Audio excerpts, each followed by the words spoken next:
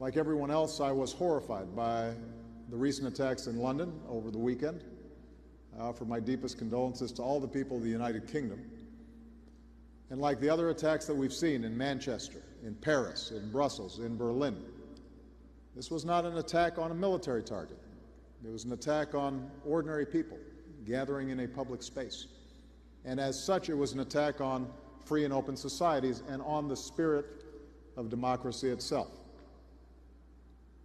I'm convinced that ISIL will ultimately be destroyed, and I know this not only because of the power of our militaries and the sophisticated efforts of our law enforcement and intelligence agencies, but because I know the character of our peoples.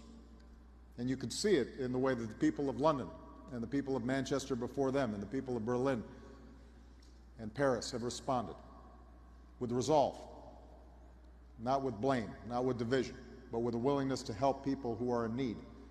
And in doing so, they've set an example for all of us.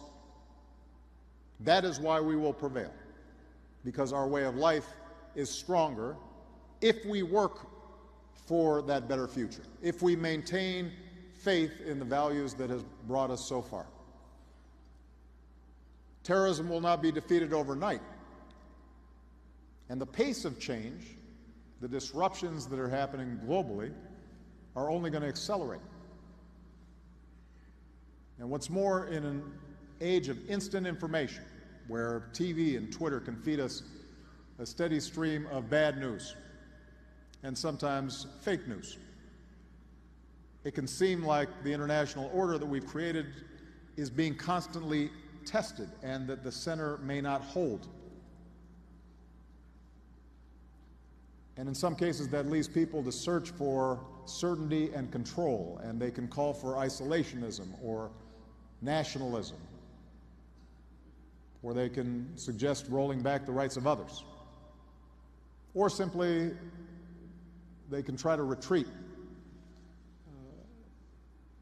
and suggest that we have no obligations beyond our borders or beyond our communities, beyond our tribe, that what's good for me and my immediate people is all that matters.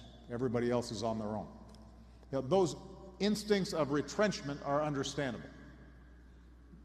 They're tempting during changing times. In periods like this, people looking for control and certainty, it's inevitable. And it's inevitable that our social arrangements and our politics will be disrupted. But it is important to remember that the world has gone through similar moments in the shift from, for example, agriculture to industry.